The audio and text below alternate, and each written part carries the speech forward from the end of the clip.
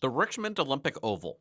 It is fully owned by the City of Richmond, receives $3 to $4 million a year from the City of Richmond, but isn't actually operated by the City of Richmond directly, though that could soon change. Look at the situation we're in with the Oval and with the community. It's not healthy. If you think it is, you got your head shaken.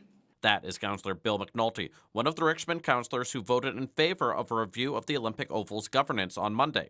The Oval has been overseen by a separate board, with around 20% of its revenue coming directly from the city and the rest coming from programs, memberships, and Olympic-related funds for high-performing athletes. But it is currently under audit by the city, and there have been questions about a lack of accountability. And we need to do our job, and we're not doing our job as councillors.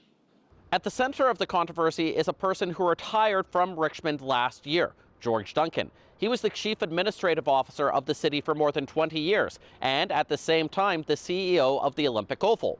And he made a lot of money. Here is a chart. When Duncan retired as Richmond's top staffer, he received nearly $300,000 in benefits. Not uncommon for a retiring senior staffer, but he stayed on as CEO of the Oval and began being separately paid by them.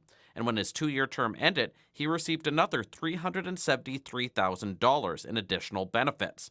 When asked for comment, both Richmond Mayor Malcolm Brodie and the Olympic Oval said they weren't allowed to speak on personnel matters. Mr. Duncan was very good at writing contracts, and his hand-picked board made sure that those things were approved. So at this point, there's nothing we can do because it's already been done so long ago. In the last 18 months, though, the board that approved Duncan's contract with the Oval was entirely replaced. The debate now is whether even bigger changes are needed, which could see the Oval pivot away from high-performance training and closer to the model of a plus-size community center. All the other community centers have programs for children and seniors that are living in poverty. And if the city is running it, the city would have 100% access to everything, as opposed to asking questions in a council meeting and not getting the answers.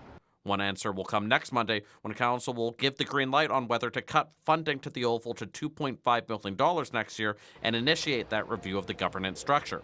Until then, speculation over its future and past governance will keep going round and round. Justin McElroy, CBC News, Richmond.